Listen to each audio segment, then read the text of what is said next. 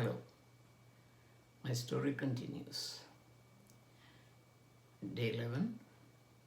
It was about 9 p.m. We were reading a book when the captain knocked at our cabin and came in and said the ship is drifting and he doesn't know what is happening and the chief engineer will not come out of his cabin.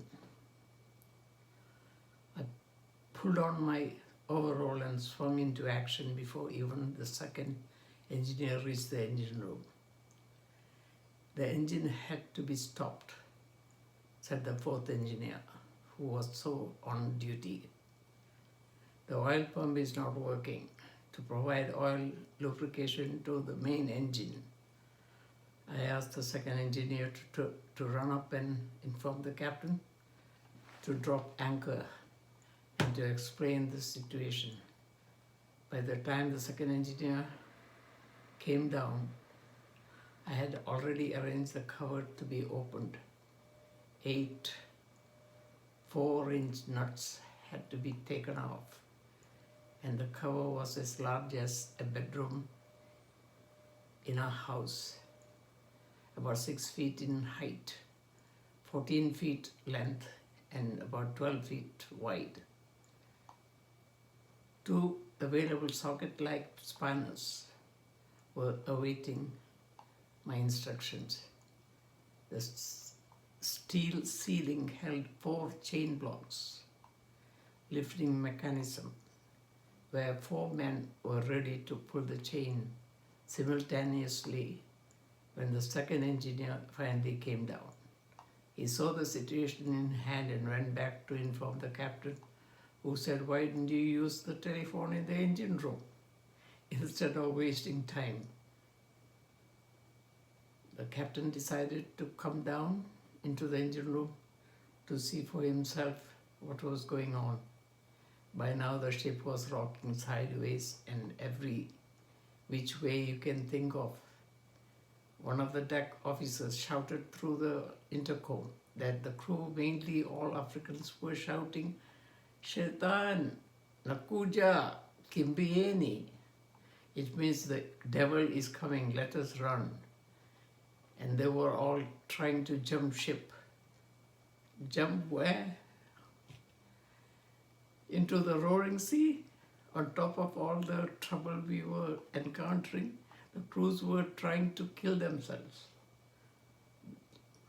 The deck officers and the second engineer got up onto the deck and had to harpoon the guys back to the ship and tie them up. Only a few had jumped. In the meantime, we were trying to undo the nuts. The spanner had to be hit by a 12-pound hammer to nudge a little.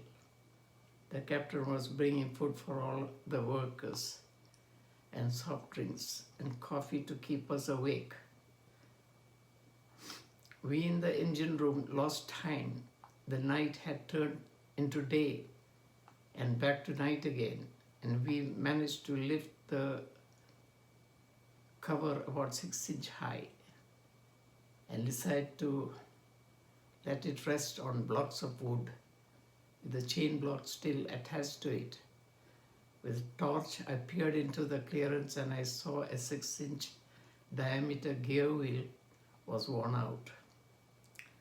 We couldn't wait for any instruction and remove the gear wheel, and the bush holding the gear wheel was worn. We had a small lathe, excuse me, and my first job was to make a bush and then to build the worn gear wheel with brazing. I hope some of you are aware of the terms used in this trade. Using oxyacetylene, I built the gear wheel and gave it to someone close by to file it to shape, whilst I took a breather to relax a bit. After having the refreshment brought by the captain, I went to check if the filing was correct to the required size. The filing had to be in precision condition.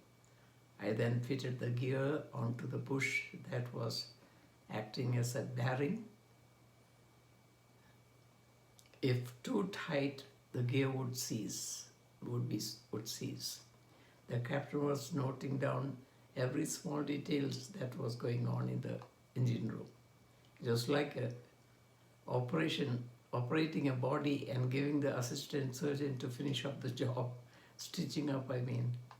My work was done, but I remained to supervise the gang of workers to close the job in perfection. The oil pump started and was working perfectly. Everyone cheered and they started up the main engine.